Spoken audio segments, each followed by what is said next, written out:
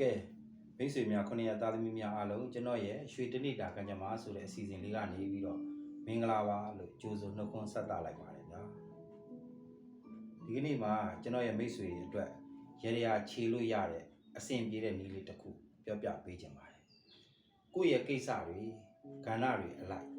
ကိုယ့်ရဲ့ဆန္ဒတွေအလိုက်အသီးသီးပေါ့နော်ရေရာတွေခြေကြတယ်ရေရာတွေပြုတ်လောက်ကြတယ်ရေရာတွေဘလို့ပဲလှုပ်အစဉ်မပြေဘူးမအောင်မြင်ဘူးဖြစ်နေတယ်ဆိုရင်အခုဒီနည်းလေးကိုအသုံးပြုကြည့်ပါဗျာတိတ်ခရခေစကြီးလောက်ရမယ်နည်းတော့မဟုတ်ဘူးဗျာကျွန်တော်တို့မီယိုးဖလာရိုးရနတ်တွေကကျွန်တော်တို့အဘဥရှင်ကြီးရေငါပိုင်ဥရှင်ကြီးကိုပွဲကလေးတင်မြောက်ပြီးတော့ဆူတောင်းတိုင်တရမှာဖြစ်ပါတယ်ကိုအစဉ်ပြေသလိုပေါ့နော်အဘဥရှင်ကြီးကို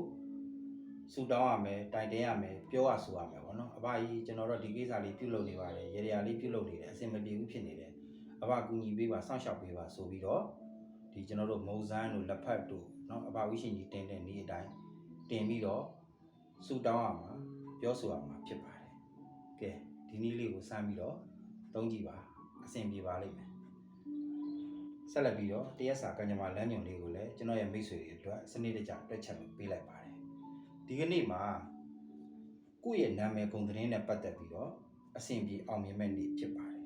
ကိုယ့်ရဲ့နာမည်ဂုဏ်သတင်းကိုလည်းအသုံးချရမယ်နေ့အသုံးပြုရမယ်နေ့ဖြစ်ပါတယ်ဒီကနေ့မှာကိုယ့်ရဲ့မိတ်ဆွေတငယ်ချင်းတွေကြောင့်စိတ်ပျော်ရွှင်ရတတ်ပါတယ်စိတ်ချမ်းသာစရာတွေကြုံရတတ်ပါတယ်